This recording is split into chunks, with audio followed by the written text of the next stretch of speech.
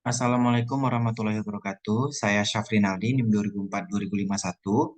Di sini akan menjelaskan tugas pertemuan 15 tentang uji Man-Whitney dengan SPSS. Terlebih dahulu, saya akan sedikit menjelaskan tentang konsep dasar dari uji Man-Whitney. Uji Man-Whitney bertujuan untuk mengetahui ada tidaknya perbedaan rata-rata dua sampel yang tidak berpasangan. Jumlah sampel yang digunakan tidak harus sama. Uji Man-Whitney merupakan bagian dari statistik non-parametrik. Maka dalam uji Mann-Whitney tidak diperlukan data penelitian yang berdistribusi normal dan homogen. Uji Mann-Whitney digunakan sebagai alternatif dari uji independen sampel t-test jika data penelitian tidak berdistribusi normal dan tidak homogen. Baiklah, selanjutnya nanti juga kita akan coba untuk menyelesaikan studi kasus tentang uji Mann-Whitney di program SPSS. Contoh kasus yang akan saya ambil di sini adalah tentang seorang guru yang ingin mengetahui apakah ada pengaruh penggunaan metode diskusi terhadap hasil belajar pada mata pelajaran IPA kelas 9. Untuk keperluan tersebut, guru tidak menggunakan metode diskusi pada kelas A dan menerapkan metode diskusi pada kelas B. Kemudian, guru tersebut memberikan ulangan untuk masing-masing kelas dengan soal yang sama. Maka diperoleh nilai atau hasil belajar sebagai berikut. Baiklah, sekarang kita akan masuk ke program SPSS.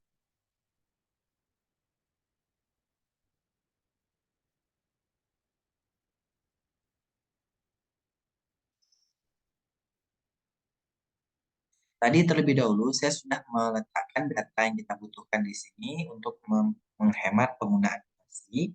Selanjutnya, untuk yang variabel, pada name dituliskan hasil.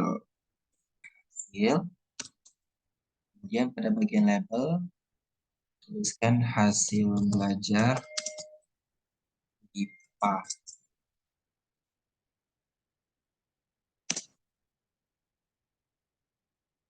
Baik, kemudian pada variabel name yang kedua, kan kelas.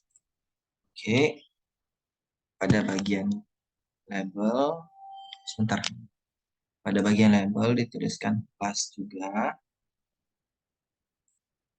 Kelas untuk with decimal sampai row itu dibiarkan tetap seperti ini.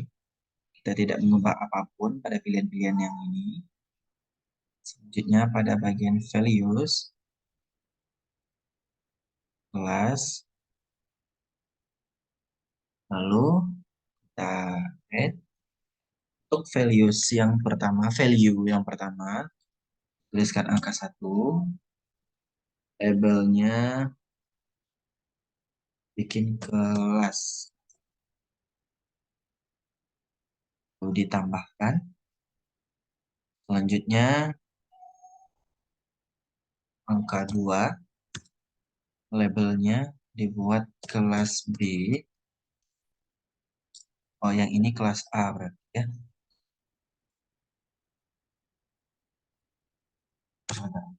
Kelas A, kelas B, lalu E. Ini tahap pembagian pada variabel sudah selesai. Selanjutnya kita melakukan input data. Berhubung tadi saya sudah terlebih dahulu menginput data untuk penghematan durasi. Selanjutnya, analyze.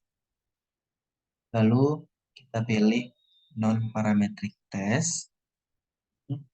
Lalu dipilih legacy dialog. Lalu dipilih lagi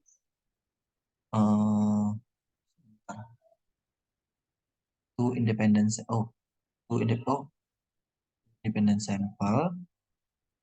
keluar kotak dialog, two independent sample test. Untuk hasil belajar dipindahkan ke test variable list. Untuk kelas dipindahkan ke group, pilih defini group, beri angka 1 plus A,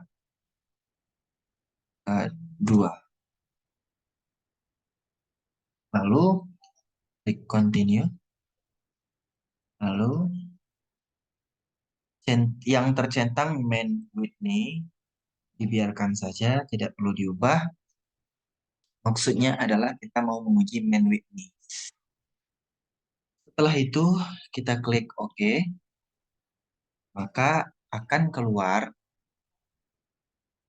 output S untuk uji main Whitney.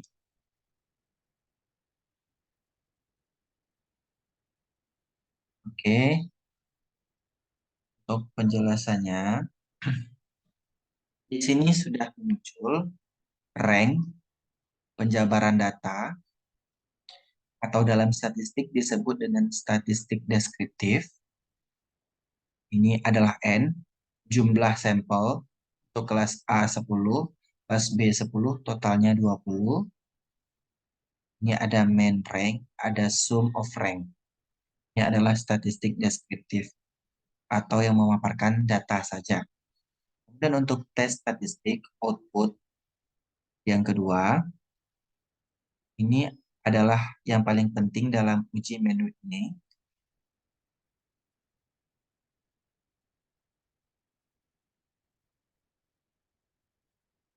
Jika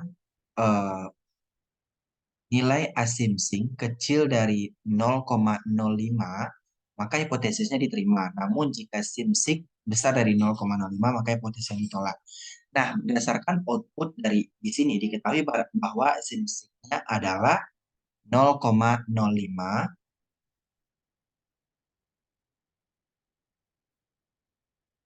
maka ini mohon maaf, maksud saya berdasarkan output tes yang ini, output yang kita sudah lakukan ini, ketahui bahwa asimsingnya adalah 0,05. Dapat disimpulkan bahwa hipotesis diterima. Dengan demikian dapat dikatakan bahwa ada perbedaan hasil belajar IPA antara kelas A dan kelas B. Karena ada perbedaan yang signifikan ini, maka dapat dikatakan bahwa ada pengaruh penggunaan metode diskusi terhadap hasil belajar pada mata pelajaran IPA kelas 9. Setelah tadi sedikit penjabaran saya tentang main Whitney pada studi kasus yang saya angkat, sedikit pemahaman saya tentang main Whitney. Saya Syafrin lagi, mohon maaf apabila terdapat kesalahan dan kekurangan dalam penjelasan. Saya akhiri dengan wassalamualaikum warahmatullahi wabarakatuh.